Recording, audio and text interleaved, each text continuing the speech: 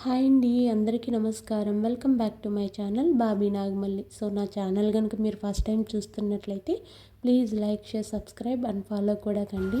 ఏంటమ్మా బోబా. సో ఇవాళ ఫిష్ అక్వేరియం అనేది క్లీన్ చేయాలనుకుంటున్నామండి. సో ఎవ్రీ వీక్ క్లీన్ చేస్తూనే ఉంటాం. బట్ ఏంటంటే కలర్ అనేది చేంజ్ అయిపోతూ ఉంటాయి. మామూలుగా ఫిష్ అక్వేరియంకి ట్యాప్ సిస్టమ్ ఉండేటివి తీసుకుంటే చాలా ఈజీగా ఉంటుందండి. లేదంటే చాలా కష్టం అనమాట. ఇంకోటి ఫైబర్దైనా కూడా ఈజీగానే ఉంటుంది. మనం వాటర్ రిమూవ్ చేసేసి డైరెక్ట్గా తీసుకెళ్ళి ట్యాప్ దగ్గర పెట్టి క్లీన్ చేసుకోవచ్చు. బట్ గ్లాసుది తీసుకుంటే మాత్రం చాలా కేర్ఫుల్గా హ్యాండిల్ చేయాలండి. సో అది ట్యాంక్ మనం అస్తమానం ఎత్తి ట్యాప్ దగ్గర పెట్టి క్లీన్ చేయలేం కాబట్టి అలాగే పెట్టి క్లీన్ చేయాలి కాబట్టి సో వాటికి ట్యాప్స్ ఉండేటివైతే ప్రాబ్లం లేదండి. ట్యాప్స్ లేకపోతే మాత్రం ఇలాంటి ట్యూబ్స్ అయితే తీసుకోండి. సో ఈ ట్యూబ్స్ వల్ల చాలా ఈజీగా అయితే మనం వాటర్ డ్రైన్ చేసేయచ్చు. జస్ట్ అందులో పైప్ పెట్టేసి ఇలా ప్రెస్ చేసినట్లయితే వాటర్ అంతా కూడా ఈజీగా డ్రైన్ అయిపోతాయి అన్నమాట. సో ఒక 2 ఇంచ్ వాటర్ మాత్రం అందులోనే నిలిచిపోతుంది. ఎందుకంటే ఒకవేళ ఎగ్స్ ఏమైనా ఉంటాయేమో అని చెప్పి ఒక 2 ఇంచెస్ అనేది వాళ్ళు గ్యాప్ ఇచ్చి ఈ ట్యూబ్ అనేది రెడీ చేస్తున్నారు. తర్వాత మనం ఫిషెస్ అన్నీ కూడా కలెక్ట్ చేసేసుకొని ఇంకొక టబ్లో ఆ వాటరే కొద్దిగా వేసి ఆ టబ్లో వేసి కొద్దిగా ఫుడ్ అనేది వేసి పెట్టేసినట్లయితే మనం క్లీన్ చేసేంత వరకు ఫుడ్ అనేది తీసుకుంటూ ఆ చేపలు ఆ వాటర్లో అలాగే ఉంటాయి. సో ఇప్పుడు ఫిషెస్ అన్నీ కూడా నీట్గా మనం తీసేసుకోవాలి. తర్వాత ఇక్కడ చూసారా లైట్గా వీటికి కొద్దిగా ఫుడ్ అనేది వేసి పెట్టండి. సో కొంచెం లేట్ అయినా ఆ ఫుడ్ తినేసి ఉంటాయి. బట్ తొందరగా అయితే క్లీన్ చేయాలి, లేకపోతే ఆక్సిజన్ అందవు అనమాట. ఫిష్ ట్యాంక్లో కొద్దిగా అడుగున వాటర్ ఉంటుంది కదండి, అదంతా కూడా స్పాంజ్ పెట్టి నీట్గా క్లాత్ పెట్టి తుడిచేసినట్లయితే సరిపోతుంది. లేదా కొంచెం హార్డ్గా ఉంటే స్క్రబ్బర్ ఉంటుంది కదండి, అది పెట్టి జస్ట్ క్లీన్ చేసుకోవడమే. సోపు, లిక్విడ్ ఇట్లాంటివి ఏవి వేయకూడదు అనమాట. తర్వాత ఫ్రెష్ వాటర్ మనం డైరెక్ట్గా బోర్ వాటర్ కానివ్వండి, ట్యాంక్ వాటర్ కానివ్వండి ఫిల్ చేసుకుంటే సరిపోతుంది. బట్ బబుల్స్ కోసం అని చెప్పి మనం మిషన్ ఒకటైతే ఆక్సిజన్ మిషన్ తీసుకోవాలి. అదైతేనే వాటికి బాగా యూజ్ అవుతుందండి. వాటర్లో పెట్టే బబుల్స్ మిషన్ అయితే తీసుకోవద్దు, ఎందుకంటే అవి త్వరగా పాడైపోతున్నాయి. తెచ్చిన ఒక 3 డేస్కే పాడైపోతున్నాయి అనమాట.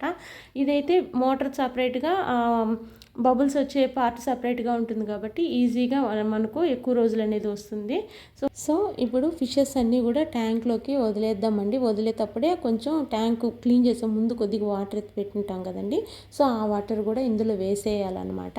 తర్వాత లైటు, ఆ బబుల్స్ వచ్చే ఆక్సిజన్ మిషన్ అవన్నీ కూడా ఫిట్ చేసేసి ఒకసారి మనం చెక్ చేసుకోవాలి. తర్వాత ఆక్సిజన్ మిషన్ అనేది ఆన్ చేసుకోవాలండి. ఫైనల్గా లైట్ అనేది ఆన్ చేసుకున్నట్లయితే ఫిష్ ట్యాంక్ చూసారా చాలా బాగుంది కదండి. ఇప్పుడు లైట్గా మనం ఫిషెస్కి ఫుడ్ అనేది మళ్ళీ ఒకసారి లైట్గా ఇవ్వాలి, ఎక్కువ ఇవ్వకూడదు. ఆల్రెడీ మనం క్లీన్ చేసే ముందు కూడా ఫిషెస్కి ఫుడ్ పెట్టాం కాబట్టి సో ఇప్పుడు కూడా లైట్గా ఫిష్ ఫుడ్ అనేది వేసేస్తే అవి కూడా హ్యాపీగా ఉంటాయి. అక్వేరియం క్లీన్ చేసేటప్పుడు ఎంత కష్టంగా అనిపిస్తుందో, క్లీన్ అంతా చేసేసిన తర్వాత ఒక 5 నిమిషాలు అక్కడ కూర్చొని వాటిని చూస్తూ ఉంటే అంత హ్యాపీగా అనిపిస్తుందండి. చేసిన కష్టం కూడా తెలియదు అనమాట. ముందైతే ఈ 2 ట్యాంక్స్లోనూ అదే అక్వేరియంస్లోనూ ఫిష్ అనేది ఉన్నాయన్నమాట. సో అవి ఒకరోజు ఏం జరిగిందంటే ఒకరోజంతా కరెంట్ లేదు. సో అవి ఆక్సిజన్ అందక ఒక ట్యాంక్లో ఉన్న ఫిషెస్ మొత్తం చనిపోయాయి. మాకైతే చాలా బాధ అనిపించింది. ఇంకా అసలు తేగూడదు అని చెప్పేసి మళ్ళీ ఫిషెస్ అయితే ఇంక కొనకూడదని అనుకున్నాము. బట్ ఉన్న వాటిని అయినా సేవ్ చేసుకోవాలని చెప్పేసి వాటిని అయితే ఇప్పుడైతే ఫిషెస్ ఒక ట్యాంక్లోకి కొన్ని మార్చేసి ఇవి అయితే చూస్తున్నాం అనమాట. క్లీన్ చేసిన రోజు కన్నా కూడా మరుసటి రోజు చాలా బ్రైట్గా ఉంటాయండి వాటర్ కూడా. సో అక్వేరియం ఉన్న వాళ్ళకి అందరికీ తెలుసు ఈ విషయాలన్నీ కూడా.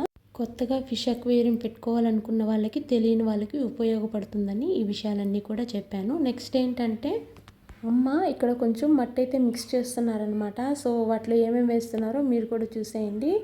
వీటిలో కోకోపీటు, మట్టి, బొగ్గులు, అలాగే కొబ్బరి పీచు కూడా వేశారు. కొద్దిగా ఇటుకరాళ్ళు ముక్కలు కూడా వేశారనమాట.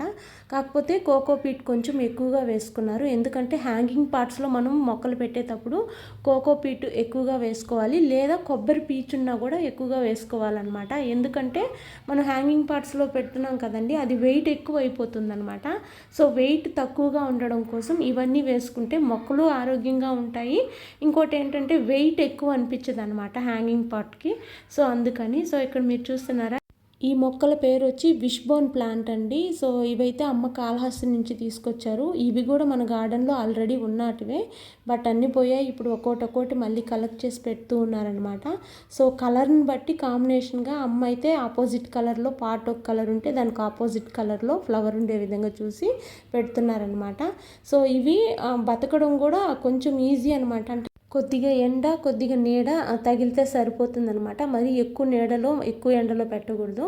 బట్ ఒకసారి బతికిందంటే ఫ్లవర్స్ మాత్రం చాలా బాగా వస్తాయండి. మన క్లైమేట్కి కొంచెం ఇబ్బంది, బట్ బతికితే మాత్రం చాలా బాగా వస్తాయి అన్నమాట. ఫ్లవర్స్ కూడా చూడడానికి అందంగా ఉంటాయి, బుషీగా కూడా ఉంటాయి. హ్యాంగింగ్ పార్ట్స్లో పెట్టుకుంటే మాత్రం చాలా బాగుంటాయి.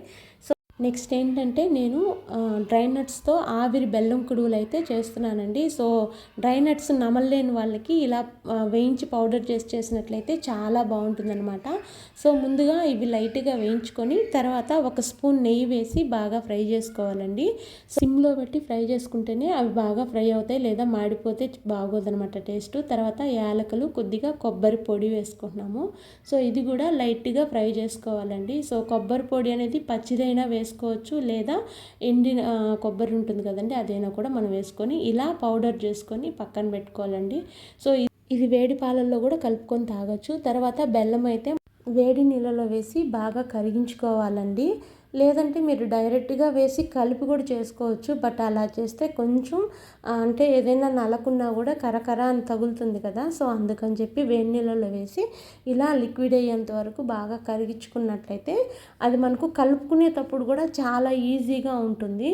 సో మనకు దంచి వేసేదానికన్నా కూడా ఇలా కరిగించి వేసుకుంటే మనం కలుపుకోవడానికి ఈజీగా ఉంటుంది. సో ఇప్పుడు ఒక 2 కప్స్ అండి, 2 కప్స్ రైస్ ఫ్లోర్ బియ్యం పిండి, తర్వాత మనం ఏదైతే పౌడర్ చేసుకున్నామో డ్రై నట్స్ పౌడరు అదంతా కూడా ఒక 1/2 కప్ అయితే వేసుకొని ఇవి రెండు కూడా బాగా మిక్స్ చేసుకోవాలండి. బియ్యం పిండి, ఈ డ్రై నట్స్ పౌడర్ రెండు కూడా బాగా మిక్స్ చేసుకోవాలన్నమాట. సో ఇలా చేత్తో కలుపుకుంటేనే బాగా కలిసిపోతుంది అనమాట.